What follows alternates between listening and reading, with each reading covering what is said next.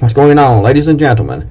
Today we'll be talking about 72 items that will disappear first when the shit hits the fan, or the SHTF. But first I'm going to talk about something else here for a second. I sent an email out yesterday to my subscribers and asking them what they thought of the color scheme of my websites. You can see here's the color scheme, and my other website, Creekmore.com, has the same type color scheme and the same theme and everything. And I asked, subscribers what they thought of this, my websites and the color scheme and how I could improve. I also asked them what they thought about my YouTube channel and how I could improve.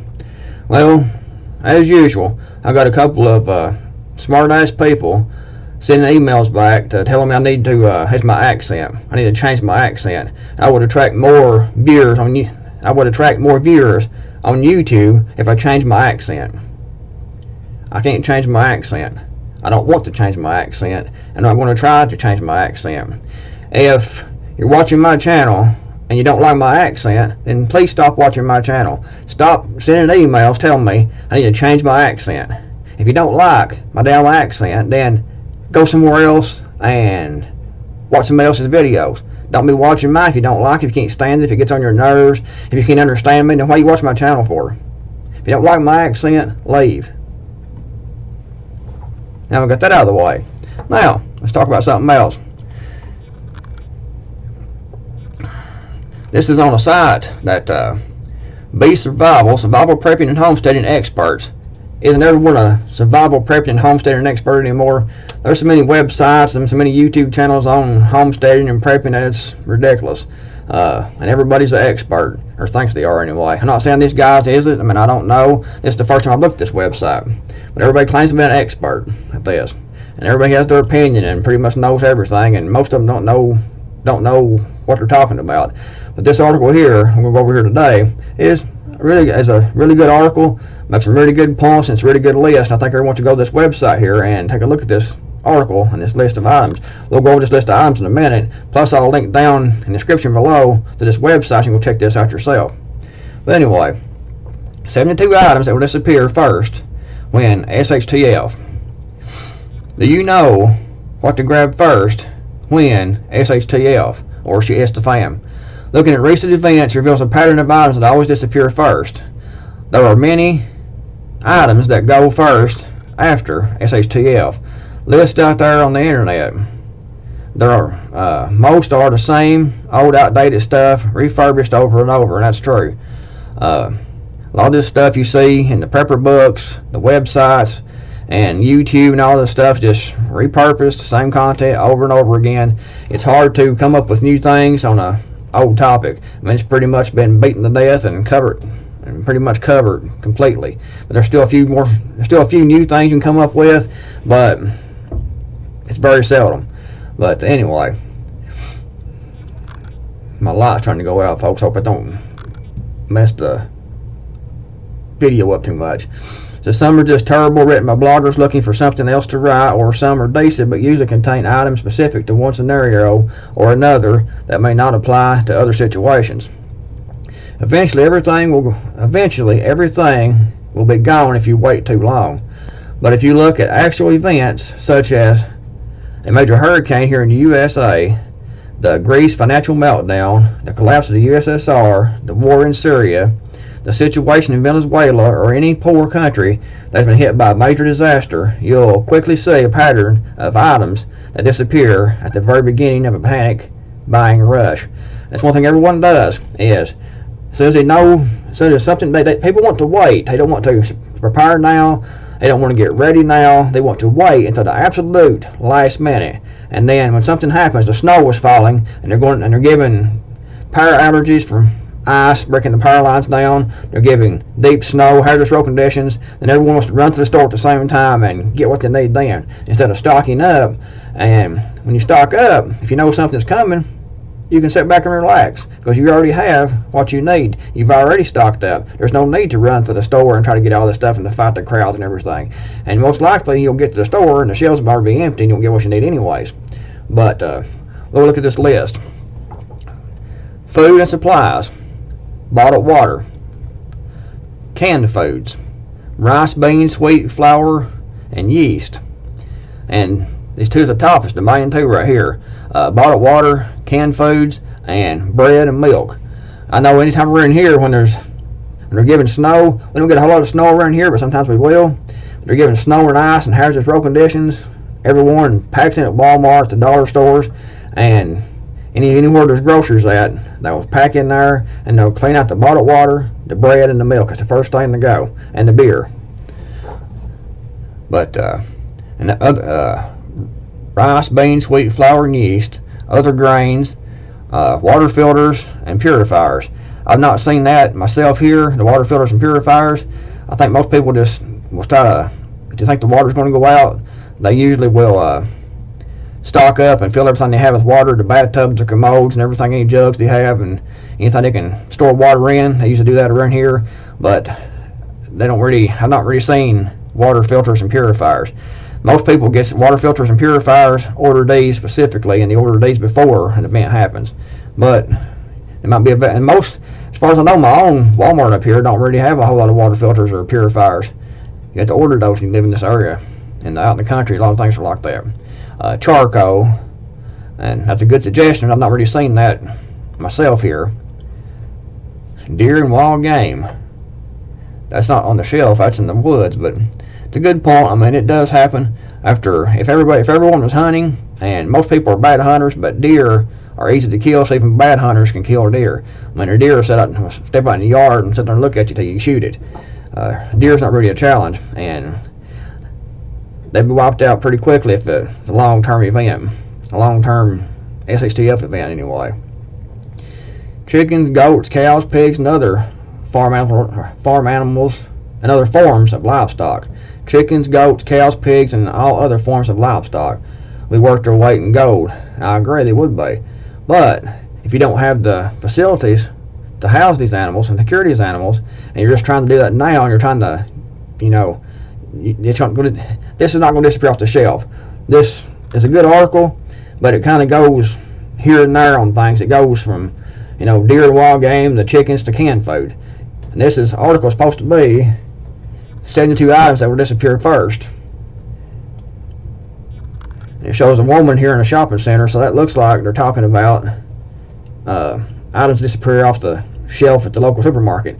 But I give them this, it could be because they're talking about everything that could disappear. So we'll just look at it that way. We'll look at it as everything that can disappear, not just stuff you can buy at the store, but everything else disappear, like deer and wild game, and people will be buying up goats and pigs and things like that. But you need to have everything already ready, and for your chickens and your goats and your pigs and livestock. And it's hard just to get them. It's hard to get them at the last minute and find a place to put them. But cooking oils, that'll go fast. Milk, that's a definite. Salt, cast iron pots and Dutch ovens. I've not seen this myself, but when it's going to be a major snow or something around here, I don't see nothing like this going off the shelves. They still have these at Walmart, still on the shelves, and nobody's buying them. But a long-term, really long-term event, if these are still available, they would disappear, but they would not be one of the first things to disappear.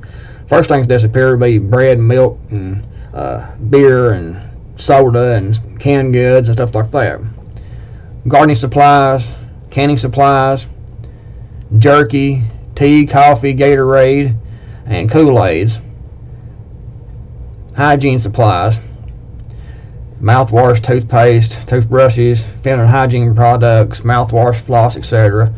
First aid kits, over-the-counter medications, toilet paper, Kleenex, and toilet paper again, paper towels, and toilet paper. And he says, did I mention toilet paper? Yeah, you mentioned, you covered it very well. That's one thing I've noticed a lot of people overlook in their prepping too, is storing toilet paper.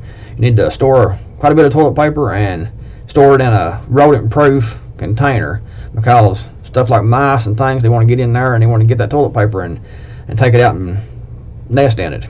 So you want to have it in a good container, like a 5-gallon buckets or a good tote with a good lid to store toilet paper.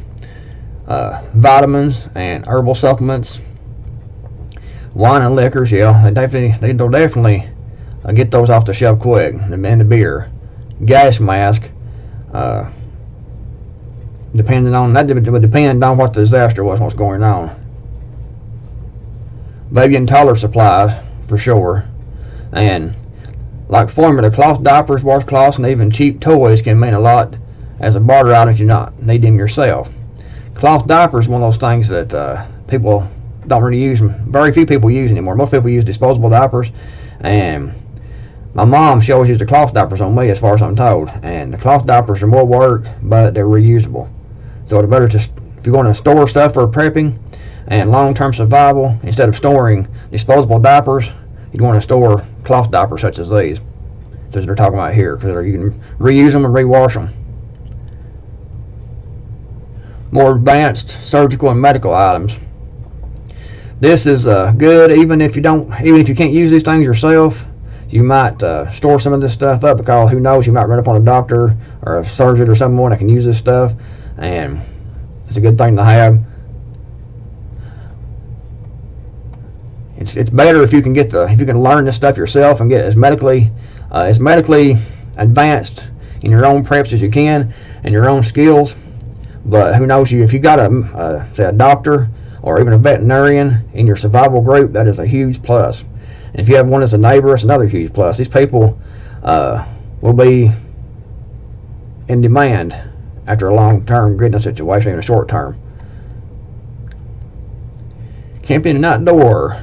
Guns, cleaning kits, ammo, hunting and camping supplies. Yeah, of course, you need to get all that stuff right now. You know how to use that stuff too.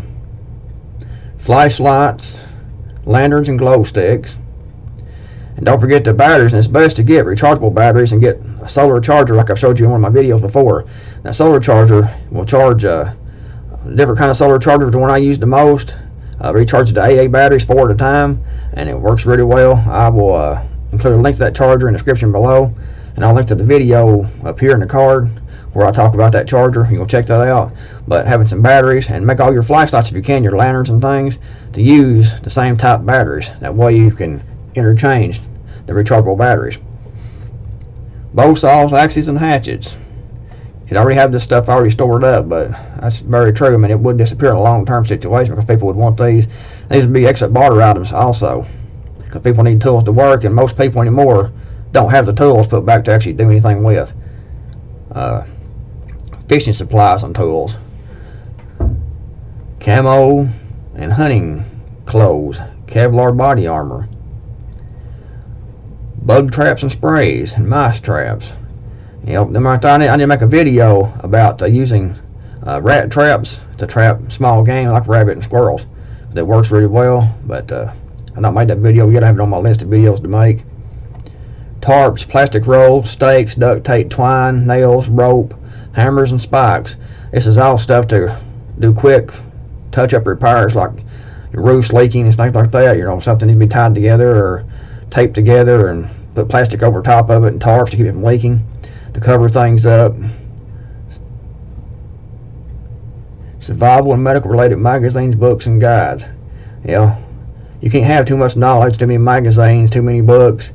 Granted, like in my one video I made here a while back about the top prepping books, a lot of the prepping books cover the same topics, with each covering their own some specific topics that the others don't cover. But most of them will cover all the same topics. But still, you might find something new in some of them, so it's good to have as many as you can. But I would try to get, in my survival library, get as many books as you can, but try to get them that cover different topics that's needed, like outdoor survival, stockpiling food, firearms repair, dealing with chainsaws and getting firewood, and medical. Get books that cover different topics. That way you'll have a complete library of different subjects that you might need to know about and learn about. And learn everything you can now. Don't try to come upon a situation when you need the information and it happens and you need it right then. It's best to not have to go look in a book and try to find it out and figure it out. It's best to already know how to do this stuff by already looking at the books, reading the books, and already applying this stuff to your daily life. And do like on-the-job training. Do it now. Gasoline containers, lumber and other building supplies. Lumber and other building supplies will be harder to find in the country. If you're still trapped in the city, the urban or semi-urban environments, there will be plenty of building supplies you can get off old buildings and old houses and stuff like that. So lumber and other supplies wouldn't really be a big issue in those situations, and most likely even in the country won't be too big of a situation either, too big of a lack of supply in these things. But it wouldn't hurt to have a little bit put back, some lumber and things for repairs. But I wouldn't go overboard on this right here at all, because you can usually find this stuff without too much bother. Clothespins, line hangers, and clothespins, line and hangers, that'd be a good thing to have too, for sure. Insulated, insulated ice chest, another good suggestion.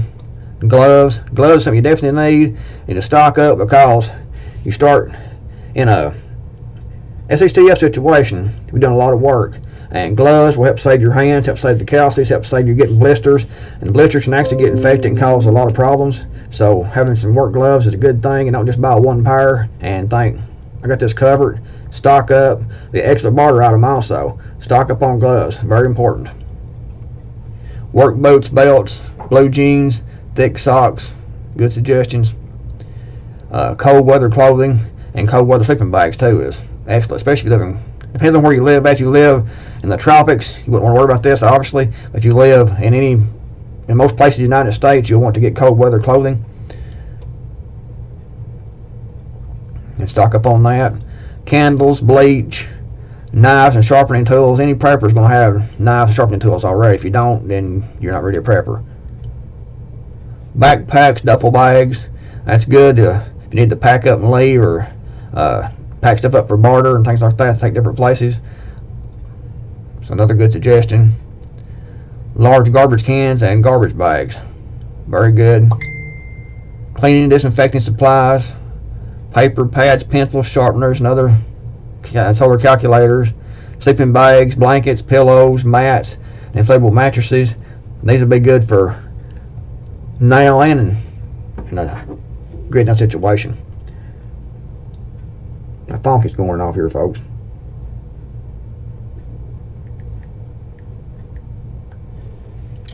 Sorry about that. What's I at? Plastic wrap and insulation. Buckets of all sizes and shapes. Buckets are great, and you can get the gamma lids, and they work even better. They're great for storing food and tools, and they're great for storing everything. The only bad thing about buckets is using the round shape, so it's hard to get. It's hard to use all the space a lot of times because of the round shape. Glue, duct tape, nails. I think they covered nails up here previously, I think. Nuts, bolts, screws. Again, glue and duct tape. They've covered the duct tape already and the nails already. But some glue is good, like Gorilla Glue is good. And duct tape is good. And some nails is good, but don't go overboard in this right here. Nuts and bolts and screws. Get some, but don't waste too much time on it. Because usually, like I said before, like for lumber, all this stuff you can scavenge. So there's no need in storing a whole bunch of it up. It don't hurt anything, but you can probably do it without it and just do a little bit, but don't go overboard. Portable toilets, 5-gallon buckets of lids. Or 5-gallon bucket toilet lids. And that's a good suggestion too. Weapons, they cover weapons already up here, but that's you need firearms plus, as they say right here, you need things that are non-lethal, like pepper spray and tasers and things like that, because and pellet rifles for small game. But you need to with the AR-15. If you don't want to kill somebody, it's going to be hard enough to kill them with the AR-15. You can shoot around them, might scare them off, but they keep coming then, and you don't want to kill them for whatever reason. Say you got somebody in your house that's a family member. Just like now, let's don't talk about the SHTF. Let's say you're carrying concealed, and you're out in public, and some drunk that's intoxicated, and he tries to start something with you. You don't want to jerk your concealed handgun out and shoot him 4 or 5 times. You want to be able, and if he attacks you, you're better off, unless you're real feeble or something like that. I mean, there's situations. But if you're attacked by old drunk, it's swinging wildly, you can walk out of the way or step out of the way. But wouldn't it be better if you had some pepper spray or a taser to put him down without having to shoot him? Because you shoot someone, you got to go through all that crap you got to go through all the court, you got to go through all the dealing with it mentally. So firearms should be used when you have to use it for absolute self-defense. If there's somebody's coming at you like that, and you can stop them with a taser, some pepper spray. That's so much better than having to actually shoot them. But anyway, that's another train of thought there. Washboards, plungers, mop buckets with the wringer. That's good advice, and everybody should have it already to do clothing, to clean their clothing with, and socks and underwear and things. Aluminum foil, also good. Brooms, shovels, rakes, pitchforks, axes, garden tools. I think he covered garden tools up here a minute ago. But still, good suggestion. You know, you should have this stuff anyway if you're a prepper. Animal control products such as cage traps, dog collars and runners, etc. Other items worth having: Bibles and prescription medications. Those are hard to get because they want the doctors anymore. It may always been this way, I don't know, but I know doctors now, they want to only prescribe for your medications like 3 months, and you got to go back for another visit and get rechecked out and get another prescription. I don't know if this is because they want to keep you coming back for more visits to make, cause they get paid for each visit, or what's going on. It may be that, or it could be because they want to keep checking to make sure that you're on the right strength of prescription. But it's hard to stock up on prescription medications for whatever reason. But you can get a lot of things like antibiotics, and it's marketed as fish antibiotics. You can look at a website called campingsurvival.com and go on there and take a look at their things, and they got a lot of different preppers gear in there and camping gear. But they also, they used to have, I've not looked in a few months, but they used to have fish antibiotics on there. It's marketed for fish, but it's the same thing as you get at the doctor. You get different kinds of antibiotics. Again, this is not medical advice. I'm not a doctor and all that stuff, and disclaimers and everything, but do a little research on it and you can find out more about it. But you can get antibiotics fairly easily. Duct tape and electrical tape. Bicycles with tires, tubes, repair kits, pumps, chains, etc. Hand pumps and siphons for gas, water, and oil. Cigarettes. A good bargain item, but solid is probably a better one.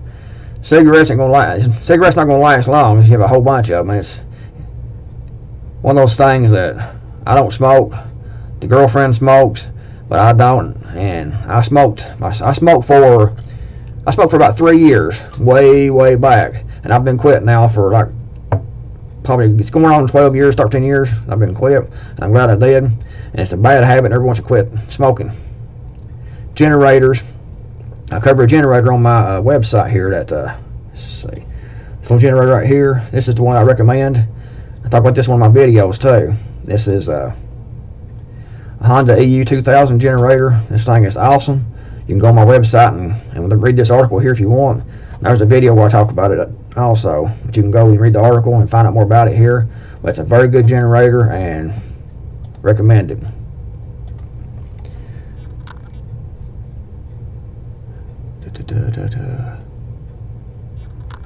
Here we are. Seasoned firewood, lighters, matches, flint and steel, and fire starters. Batteries. I already covered batteries previously up here, but they're covering batteries again. So the batteries are good. Like I said, try to get the rechargeable kind and get the solar rechargeable, the solar kit to recharge these batteries. Well, if you can buy 4 batteries, you can recharge those 4 batteries up to, I think it's like 500 times. So you spend like $12 for 4 AA batteries. You're actually buying 500 times that for the same price. So it's a really good deal. You get the rechargeables. You can have some for barter that's not rechargeables. That's another good idea. But for your own personal use, 90% of your batteries should be rechargeable. And get a good solar charger to recharge those batteries with. Solar power. Smokehouse and root cellar. That's not really an item. That's just something on your homestead that you build. So it's not going to disappear. That's not going to. That's something you have to build and work on and get set up now. Gold and silver. Again, a lot of people like Steve Quayle, for example, he markets gold and silver for prepping, for preparedness, and gold and silver is good to an extent, but it's good for hoarding wealth. It's not really good for surviving the end of the world as we know it, especially at the start. If you want to preserve your wealth and for a long-term disaster when things start rebuilding, then gold and silver will be a good thing to have because you can have some wealth to rebuild with. But in the first 6 months or so, depending on the situation. Gold and silver won't be all that in demand, I don't think. So I would stock up with everything else first and then worry about this later. I think a lot of people promotes gold and silver for prepping because they sell gold and silver, and that's to get you to buy it. But anyway, motorcycles. Extra items worth mentioning: a good manual or belt open grain grinder, a manual or belt. Okay. Sorry if I can't see. This light here behind is making my eyes where it's hard to see. I tried to set this up where you all can see me better, but it's making it hard for me to see the computer screen. Extra items worth mentioning: a good manual or belt operated grain grinder would be a variable too. I talked about grain grinders in my video a few months ago. Put together a bug out bag for every member of your family and set up multiple meeting areas around your neighborhood. That's a good idea. You also need meeting areas away from your neighborhood, farther away, because you might not be able to meet in your own neighborhood. Having separate meeting areas that's considered safe spaces is a good thing, but I would have some in the neighborhood and some completely out of the neighborhood, because the problem might be in your neighborhood and you have to leave the neighborhood. Walkie-talkies are great, but remember to buy rechargeable batteries and a solar battery charger. Now they cover that. Find that down here at the end. Print out or copy any important document you may need, especially ones online, now instead of later. Build any buildings you need, exactly, such as smokehouse or root cellars, exactly, now instead of later, 100%. Stock up on motor oil. It can be used to lubricate and protect metal items and tools. Final thoughts: these items will become so much more valuable after a SHTF situation happens, so now is the time to stock up on these things before something happens. And I agree 100%. That's one thing about prepping. That's the thing about prepping. You stock up now because you know that something is likely to happen or is going to happen in the future. So it's best to stock up now. Like I said at the start of this video, it's best to stock up now so you don't have to be running out and trying to get these things to the last minute. Get it now and relax.